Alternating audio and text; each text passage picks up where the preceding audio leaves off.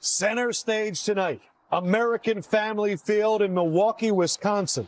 Our friend Brian Anderson told us the parking lot has been open since 2 p.m. The brats are on the grill. The Budweiser's taped to the head. It is the essence of October. 9 innings stretched into eternity. Every pitch feels like the weight of a season. Every swing can rewrite history. The I-94 rivalry. You're not just going to see Brewers fans in there tonight. The Cubs fans drove up. They're ready to go because it all comes down to this. Welcome. MLB on TBS leadoff presented by Vanda Pharmaceuticals. We are here in Studio D. We've been talking about this game for hours, and we are about 30 minutes away from first pitch in Milwaukee with the series tied 2-2-2. Pedro, I'm excited. How excited are you? I'm extremely excited. Yes. I'm like flying high. Scale of 1 to 10, I'm a 9 3/4. I thought you were going to say like 11 or 12. What do we need to get that other quarter? Because I need to keep my pace. Okay. I need to keep my pace. All right, guys. That's how we work. There's wisdom with age is what he's saying. Can't give it all away right at the beginning. There's wisdom with age. Curtis, what is it like in Milwaukee right now? You know these two teams very well. You saw those brats out there on the grill? That was where my focus was. They have not only been out there at 2 o'clock, but hey, Milwaukee can drink with the best of them, so the beer is flowing. We saw the beer helmets and everything, so the energy is up. The intensity is there. There's always been this Wisconsin-Illinois kind of rivalry, you know, big brother versus little brother, and the proximity of being so close with it all on the line. What more can you ask for? I just want to know who's the big brother. Come Gotta on, be down there. We gotta be south. North side, yeah. I mean, even the managers. One is practically a father figure for the other. Let's see how we got here to this moment in Game 5. Game 1, Brewers jumped out quick. 9 runs in the first 2 innings, sparked by Chorio. Milwaukee wins 9-3. Game 2, it was still all Brewers. 7 of the runs from home runs, and then the Miz. 3 scoreless innings. He brought the energy. Milwaukee again, 7-3. Game 3, Cubs scored all 4 of their runs in the first inning. The Cubs bullpen was untouchable. Chicago survives 4-3. And then 2 nights ago, an electric inning for the Cubs yet again. The Freddie chance at Wrigley, too powerful. A 6-0 shutout, and we're tied at 2 heading into Game 5. It's hard not to be so focused on the first inning with just the way the first 4 games have gone. I think the first inning is a big inning in the game, probably an underestimated how big the inning is. This series has been, way past that. It's been, 60% of the runs scored in the series have come in 1 inning, and it's the first inning. Look at the Cubs starting pitchers in the first inning, in our first 2 games, and then our starting pitchers in 3 of the 4, I guess.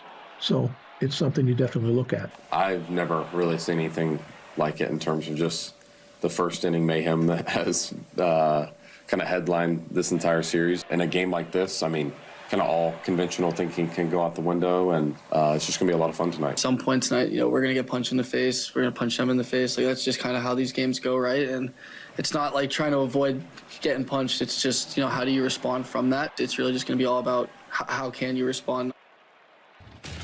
It's not just uncommon, it has been historic. These first innings, 21 first inning runs combined, the most ever in a postseason series.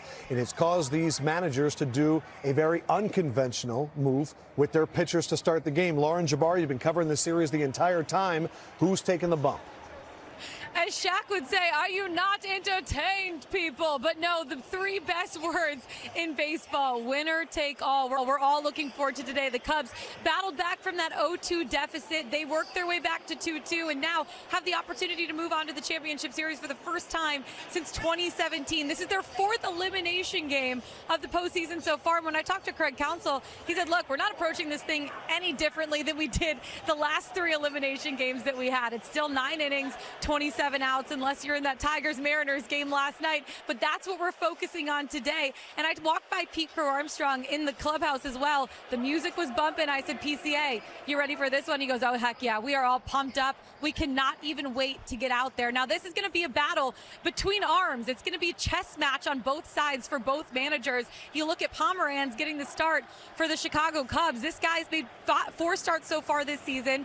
This is his first start now since mid-September. And so that's going to be really interesting to see what he's brought. But so far, he's been perfect, Mr. Perfect, as Ronnie likes to say. On the other side, Trevor McGill making his first start for the Brewers since 2023. Now, the last time he made a start before that was back in 2015 at Loyola Marymount. Yeah, that was when he was in college, which is pretty incredible to think. Now, I talked to Pat Murphy. He said he's really proud of where this Brewers group stands. 1 win away from the CS, 5 wins away from the World Series. The word resilience has really defined them all year. Despite the injuries, the adversity, they've never wavered, and they haven't lost more than 4 games in a row in the last 2 years, which is incredible. I know he calls this group a group of average Joes, and Christian Yelich told me, look, we're just a bunch of guys that love playing baseball, go out and we figure each other out. We play extremely well together. But Pat Murphy told me today, we're not the average Joes. We're the above average Joes, and that's what we're going to bring to the field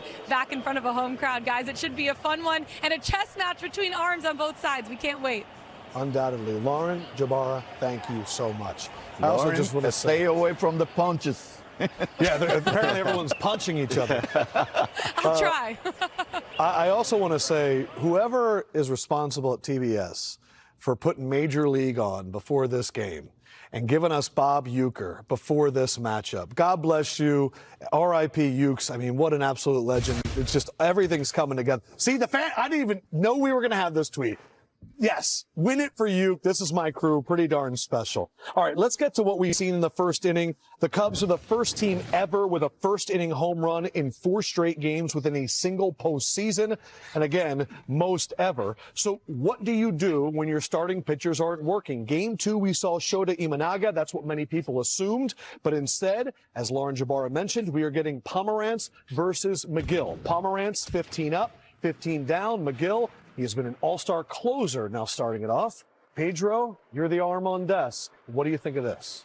I think the element of surprise is playing in both managers' head, but it all comes down to execution at the end of the day. If you watch, every homer has been a pitch that has been mediocre in the strike zone. Mm-hmm. So those guys are ready to hack. They come from, warm from practice. They're ready to hack. They're, they're full of excitement. They're locked in at this point of the year. That's why they're in the postseason. So you have to be careful and execute pitches from the get-go. I know that the element of a surprise is playing around, and those guys you don't see as frequently as you see the starters. But equally, you have to still make good pitches from the get-go. And we'll see. I mean, we're expecting a lot of the Miz. He was so impactful in Game 2. We'll see him now. But approaching this, when we see someone like Pomeranz 15 up, 15 down, as a batter now, and you're finding out with hours to go, what impacts a leadoff batter? Well, you figure he's not going to get everybody out. It's just impossible. And pitchers have hot streaks, but it's in a different position now. He's coming into a game, maybe some adrenaline, guys on base needing to get that hold. Pitchers change when they have to start a game because now, and although he's just an opener, he's still trying to navigate a lineup as opposed to my job right now is to get these 3 outs or 1 out, whatever he's called upon to do. So as a hitter, I know that. And you go up there, he's going to be more apt to throw strikes. We're talking about the mediocre pitches, those mediocre pitches to get strike 1. I just want to interrupt real quick. If you don't know the story of Drew Pomeranz, he did not pitch for like 3 seasons. 2024, he's sitting there in the minors, and he's looking at his daughter who's about to have a birthday, and he's like, am I really about to leave her to go pitch in the minors? He gets traded in the AAA over to the Cubs organization because of all their injuries that they had midseason. He gets called up, and he's been electric ever since. He was processing, Pedro, retirement.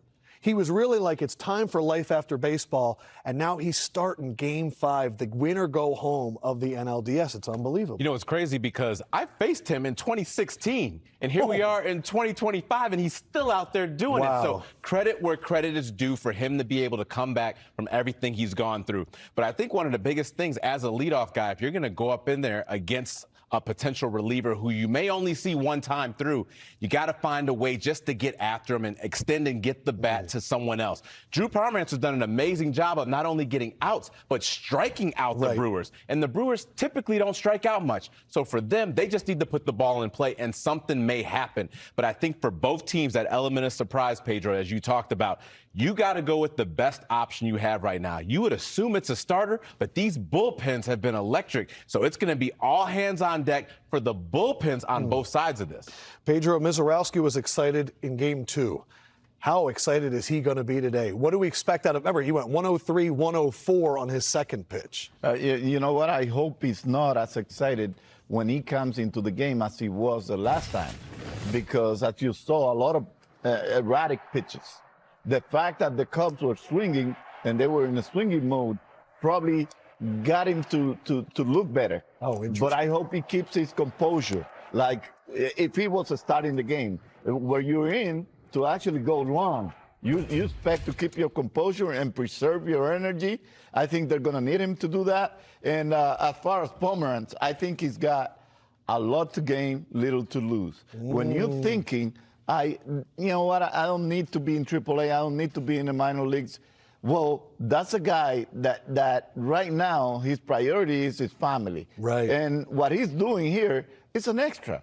Imagine that he does it really well. So I actually can relate to that and understand how Pomeranz is probably thinking. Yeah, the worst that could happen is that I go out there, I give up one, I give up two, but I'm out of the game, and that's pretty much it. But I think he secured another job for next year, and that was unexpected. So he's got a lot to gain, little to lose. Why not go out there, try to look great? If I give my team the opportunity they want, it's even better. Absolutely. But he's overachieving right now. I think he's overachieving. He's over what he thought he was going to do. And I hope Mizo keeps his composure and gives the Milwaukee Brewers what they haven't seen so far.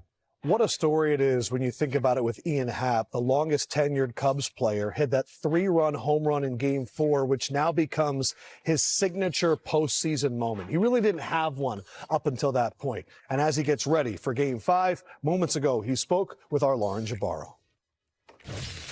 All right, Ian, you guys were able to get off to a very hot start for a few of these games. I know you set the tone in Game 4. Just take me through how you use that momentum now for this winner-go-home game. Yeah, I think the last two games, just the at-bats we were able to put together, especially in Game 4, just the ability to go up early and then keep adding on. You know, it's not something we've done throughout the series.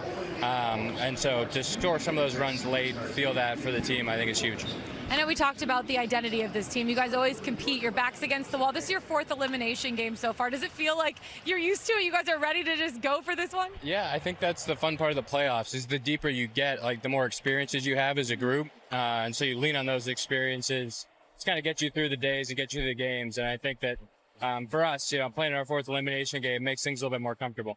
I know some of these guys haven't had as much playoff experience. Some have gone on and win the whole thing. Take me inside the clubhouse. What is this group like playing together, your guys' identity as a whole? Yeah, I think that's pretty cool part of this group is that we have the veterans who have the experience, guys that have won it, and young guys who are doing it for the first time. And when you have that mix, it's a really fun atmosphere in the clubhouse. It's loose in there, and that's what's made it good, not just in the playoffs, but all year. And last but not least, I'm looking around. There's quite a few Cubs fans here. I feel like they're traveling for this one. How much does that mean to you, knowing the support that they've given you all season long? Yeah, I mean, they've always traveled well, not only here, but all over the country. It's incredible. The atmosphere at Wrigley for 3 and 4 were really, really special. I'm sure they're going to show up tonight for us. Ian, appreciate the time. Best of luck tonight. Thanks so much. For the Cubs, it is their second winner-take-all game in 9 days, knocking off the Padres in Game 3 of the wild card series. 35 teams have started off down 0-2. 3 have made the comeback. Can the Cubs join that group and defy odds and find their way in the NLCS, or will the Brewers cash that ticket? We find out coming up on TBS.